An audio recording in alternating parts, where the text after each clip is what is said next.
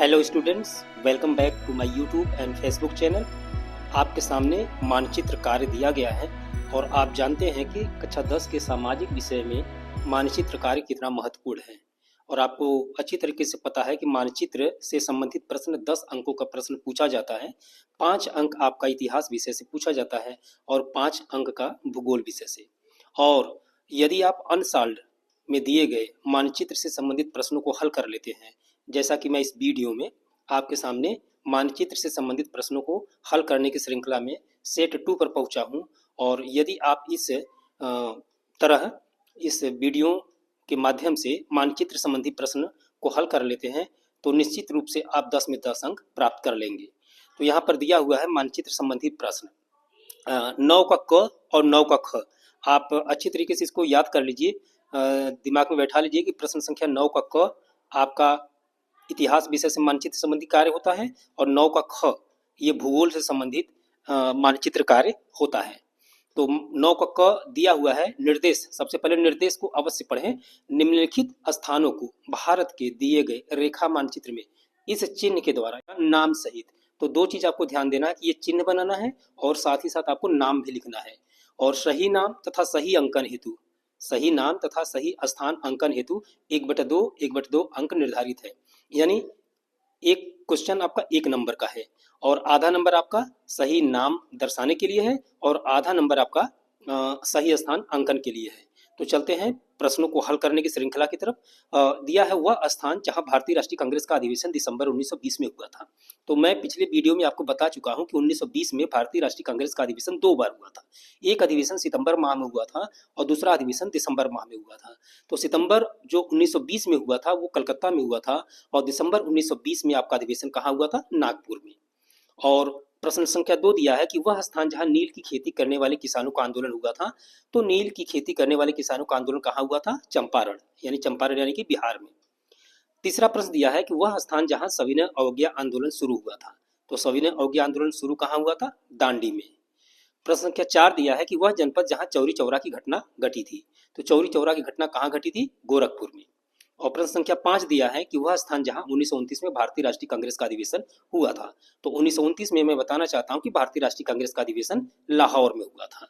तो चलते हैं भारत के मैप की तरफ और 5 प्रश्नों को सामाजिक विज्ञान के इतिहास विषय से संबंधित हम सही स्थान अंकन और सही नाम दर्शाते हुए भरने का कार्य करते हैं। सबसे पहले इतिहास में दिए गए मानचित्र से संबंधित प्रश्न को हल करते हैं। सबसे पहले विद्यार्थियों को यह सलाह दी जाती है कि वो सबसे पहले उनको 2 मानचित्र दिया जाएगा। बोर्ड की परीक्षा में 2 मानचित्र दिया जाएगा। एक मानचित्र यह आपके सामने है, सेम इसी तरह का मानचित्र एक और दिया जाएगा। तो एक मानचित्र पर आप इतिहास में पूछे गए मानचित्र से संबंधित प्रश्नों को दर्शाइएगा और दूसरे मानचित्र में भूगोल से संबंधित पूछे गए प्रश्नों को दर्शाइएगा। और जो 9 का क है यह आपका इतिहास विषय से संबंधित मानचित्र पर आधारित प्रश्न है।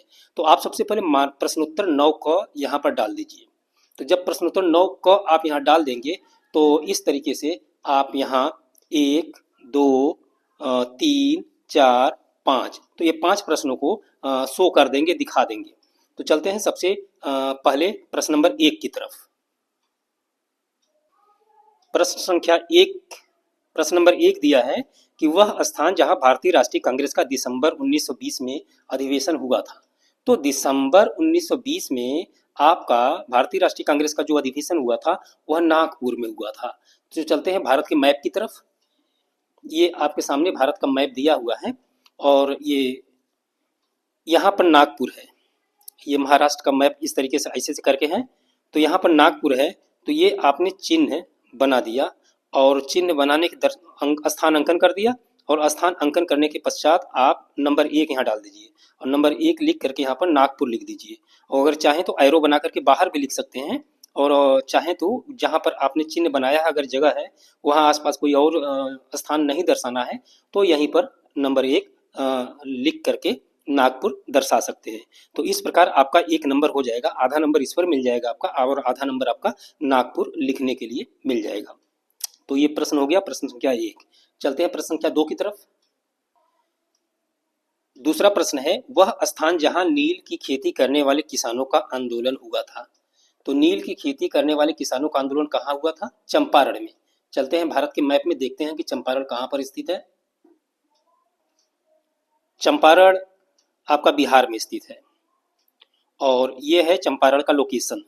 तो आप ये चिन्ह बनाइए और चिन्ह बना करके दूसरा चूंकि प्रश्न था तो यहाँ ब्रैकेट में नंबर 2 डाल दीजिए और फिर लिख दीजिए नीचे चंपारण। तो इससे जो है मूल्यांकन करने वाला शिक्षक समझ जाएगा कि आपने प्रश्न संख्या 2 का उत्तर यहाँ पर दर्शाया है।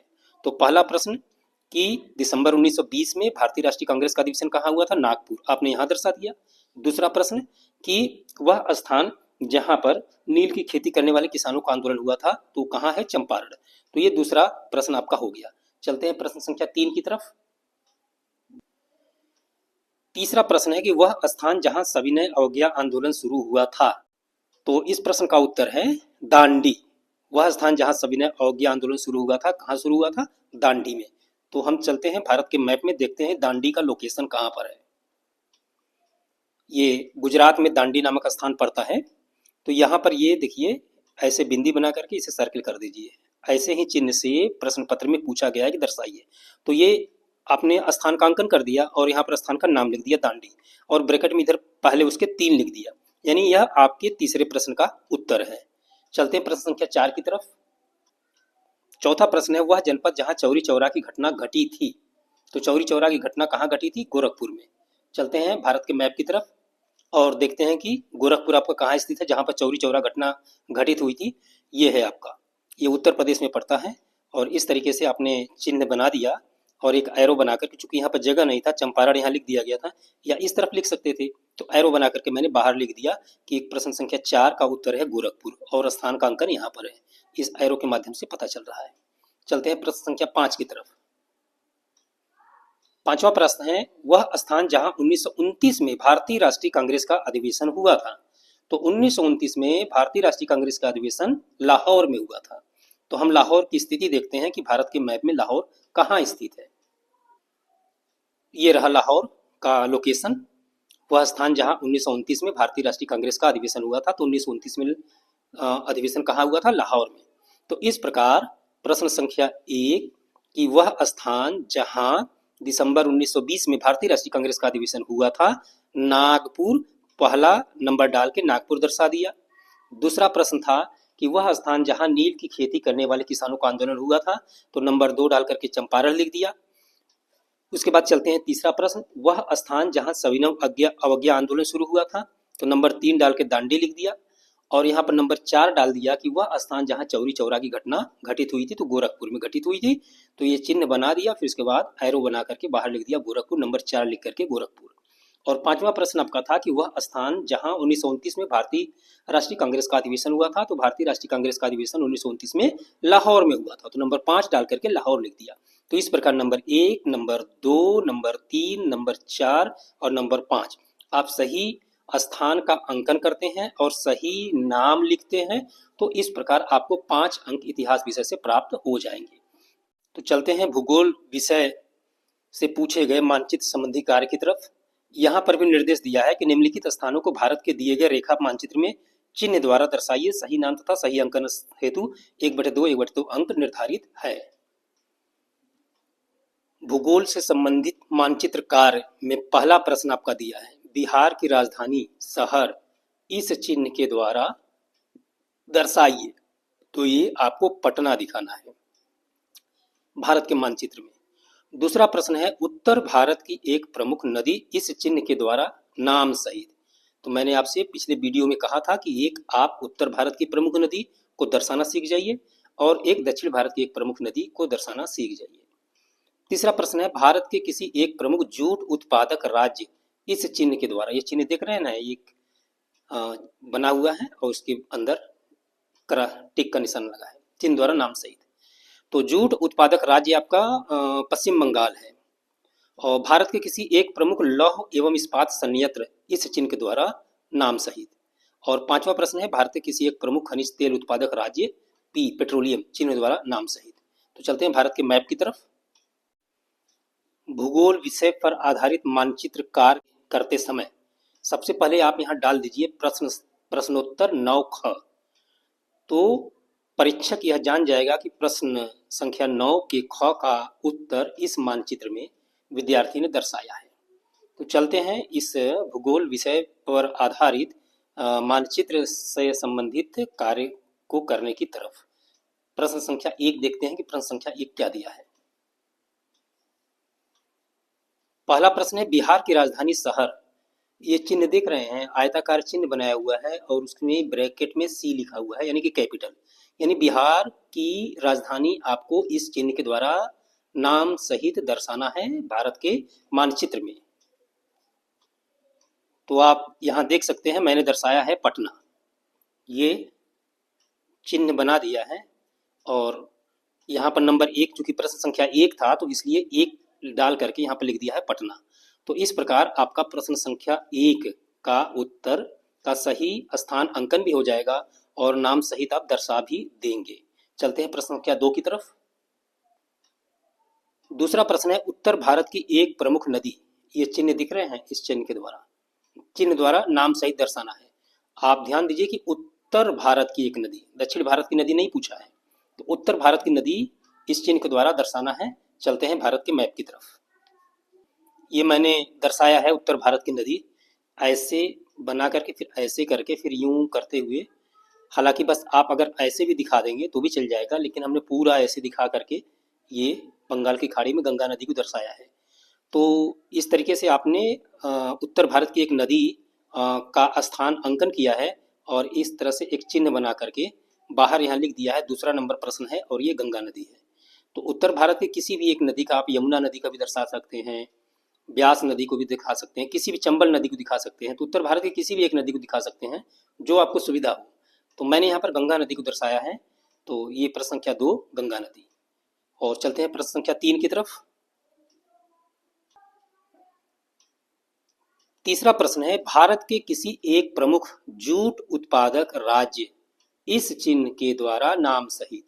तो जूट का उत्पादन पश्चिम बंगाल में होता है, तो पश्चिम बंगाल आपको इस प्रश्न के उत्तर में दर्शाना है, एक प्रमुख जूट उत्पादक। चलते हैं भारत के मैप की तरफ। यहाँ पर पश्चिम बंगाल की स्थिति है और पश्चिम बंगाल में जूट का उत्पादन होता है, तो इसलिए मैंने ये चिन्ह बनाया है जैसा चिन्ह प्रश्न में दिया गया था कि इस चिन्ह के द्वारा दर्शाइए।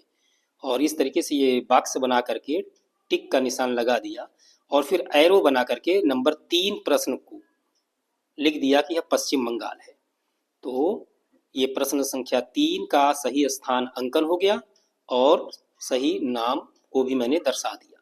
चलते हैं प्रश्न संख्या 4 की तरफ। चौथा प्रश्न है, भारत के किसी एक प्रमुख लौह एवं इस्पात संयंत्र इस चिन्ह के द्वारा नाम सहित। देखिए ये लौह एवं इस्पात संयंत्र यानी कि आयरन एंड स्टील प्लांट, इस प्रश्न को भारत के मानचित्र पर दर्शाने से पहले मैं आपको भूगोल की पुस्तक में उस पेज को दिखाता हूं जहां पर सभी लौह एवं इस्पात संयंत्र को दर्शाया गया है। चलते हैं भूगोल के पुस्तक की तरफ। यहाँ देखिए लोहा और इस्पात संयंत्र यानी कि आयरन एंड स्टील प्लांट, तो इस भारत के मानचित्र में आपका लोहा और इस्पात संयंत्र केंद्रों का नाम दिया हुआ है, उसको मैं दिखाना चाहता हूँ। देखिए ये सभी जो लाल चिन्ह के द्वारा बनाए गए हैं ये सब हैं। एक देखिए यहाँ पर भिलाई दिया हुआ है, तो ये भिलाई में भी लोहा और इस्पात संयंत्र है, तो आप चाहें तो भिलाई को दर्शा सकते हैं जो कि छत्तीसगढ़ में है। एक यहाँ पर देखिए लोहा और इस्पात संयंत्र आपका राउरकेला में है, यानी कि उड़ीसा के राउरकेला में। और दूसरा देखिए यहाँ पर जमशेदपुर में दिया है, जमशेदपुर में भी आयरन एंड स्टील प्लांट है, बोकारो में भी है। तो जमशेदपुर और बोकारो ये आपका पड़ता है झारखंड में। ये यहाँ पर देखिए बर्नपुर और दुर्गापुर, ये दोनों पश्चिम बंगाल में पड़ते हैं। तो इस प्रकार भिलाई हो गया, राउरकेला हो गया, जमशेदपुर हो गया, बोकारो हो गया, बर्नपुर हो गया, दुर्गापुर हो गया, इन सभी स्थानों पर आपका लोहा और इस्पात संयंत्र है। और इधर अगर हम आते हैं कर्नाटका में, तो विजयनगर में है और भद्रावती में है। कर्नाटक में आपका विजयनगर है, भद्रावती है, और तमिलनाडु में सेलम है। तो आप किसी भी एक लोहा और इस्पात संयंत्र को दर्शा सकते हैं, जो भी आपको सुविधा हो। चौथा प्रश्न था आपका कि भारत के किसी एक प्रमुख लोह एवं इस्पात संयंत्र इस चिन्ह के द्वारा दर्शाइए। तो मैंने अभी अभी देखा भूगोल की पुस्तक में आपका एक सेलम दिया हुआ था, एक भद्रावती दिया हुआ था, एक विजयनगर दिया हुआ था, भिलाई दिया हुआ था, राउरकेला दिया हुआ था, बोकारो और जमशेदपुर दिया हुआ था, बर्नपुर दिया हुआ था, दुर्गापुर दिया हुआ था। तो इन सभी स्थानों में से किसी एक स्थान को आपको दर्शाना है कि जहां पर लोहा और इस्पात संयंत्र हो। मैंने सेलम को दर्शाया है। तो प्रश्न संख्या 4 ये चिन्ह है, स्थान का अंकन कर दिया है। यहाँ पर सेलम है और यहाँ पर लिख दिया है सेलम, जो कि तमिलनाडु में पड़ता है। यहाँ पर सेलम में आयरन एंड स्टील प्लांट आपका स्थित है। आप चाहें तो भद्रावती दिखा सकते हैं, विजयनगर दिखा सकते हैं, भिलाई दिखा सकते हैं, राउरकेला दिखा सकते हैं, जमशेदपुर दिखा सकते हैं, बोकारो दिखा सकते हैं, बर्नपुर दिखा सकते हैं, दुर्गापुर दिखा सकते हैं। किसी भी स्थान को आप एक दिखा सकते हैं। तो आप अपनी सुविधा के लिए किसी एक लौह एवं इस्पात संयंत्र का नाम अच्छी तरीके से उसको लोकेशन सहित दर्शाना सीख जाइए। चलते हैं प्रश्न संख्या 5 की तरफ। पांचवा प्रश्न है, भारत के किसी एक प्रमुख खनिज तेल उत्पादक राज्य पी चिन्ह द्वारा नाम सहित, यानी कि इस तरीके का एक बॉक्स बनाइए, उसमें पी यानी कि पेट्रोलियम लिखिए, पी लिखिए और इस तरीके से खनिज तेल उत्पादक राज्य, तो खनिज तेल उत्पादक राज्य को दर्शाना है। तो चलते हैं, सबसे पहले आपको भूगोल की पुस्तक में दिखाते हैं कि खनिज तेल का उत्पादन कहाँ कहाँ होता है। यहाँ पर देखिए, भारत में कुल पेट्रोलियम उत्पादन का 63% मुंबई हाई से होता है, 18% गुजरात से होता है और 16% असम से होता है। एक बार फिर से याद कर लीजिए, पेट्रोलियम का उत्पादन 63% मुंबई हाई से, 18% गुजरात से और 16% असम से प्राप्त होता है। तो आप चाहे तो मुंबई हाई दर्शाइए, चाहे तो गुजरात दर्शाइए या तो फिर असम दर्शाइए। तो आपका पांचवा प्रश्न था कि भारत के किसी एक प्रमुख खनिज तेल उत्पादक राज्य इस चिन्ह के द्वारा नाम सहित। तो मैंने अभी देखा कि 18% खनिज तेल का उत्पादन गुजरात में होता है। तो देखिए, गुजरात का इस तरीके से मैप ऐसे करके इधर ऐसे करके है। तो यहाँ पर आपका अंकलेश्वर है और यहीं पर कलोल है। तो यहाँ पर खनिज तेल प्राप्त होता है, तो इसीलिए मैंने गुजरात में दर्शाया है। अगर आप चाहें तो असम में भी यहाँ पर भी दिखा सकते हैं, क्योंकि 16% खनिज तेल का उत्पादन असम में भी होता है। तो असम भी दिखा सकते हैं, गुजरात भी दिखा सकते हैं। तो आप यहाँ पर गुजरात मैंने दिखा दिया है कि खनिज तेल उत्पादक राज्य, तो ये चिन्ह मैंने बना दिया है और इस तरीके से एरो बना करके नंबर 5 डाल करके गुजरात लिख दिया। इस प्रकार हम देखते हैं कि पहला प्रश्न था कि वह स्थान यानी बिहार की राजधानी दर्शाना था। तो नंबर 1 डाल करके पटना बिहार की राजधानी मैंने दर्शा दिया। दूसरा प्रश्न था उत्तर भारत की एक प्रमुख नदी, तो इस चिन्ह के द्वारा, ये मैंने चिन्ह ऐसे दर्शा करके ये उत्तर भारत की एक प्रमुख नदी गंगा नदी को यहाँ पर दर्शाया है। तीसरा प्रश्न था कि भारत के किसी एक प्रमुख जूट उत्पादक राज्य का नाम। तो जूट उत्पादक देखिए पश्चिम बंगाल में होता है, तो इसे चिन्ह मैंने बना दिया, जैसा चिन्ह प्रश्न पत्र में दिया था वो चिन्ह बनाया और एरो बना करके यहाँ लिख दिया पश्चिम बंगाल। ये तीसरा प्रश्न हो गया। चौथा प्रश्न आपका था कि भारत के किसी एक प्रमुख लौह एवं इस्पात संयंत्र इस चिन्ह के द्वारा दर्शाइए। तो ये चिन्ह मैंने दिखा दिया और चौथा नंबर डाल करके सेलम लिख दिया। सेलम में आपका आयरन एंड स्टील प्लांट है। और पांचवा प्रश्न आपका था कि खनिज तेल उत्पादक राज्य का नाम इस चिन्ह के द्वारा दर्शाइए। तो खनिज तेल उत्पादक राज्य का नाम मैंने यहाँ नंबर 5 डाल के गुजरात दर्शा दिया। धन्यवाद।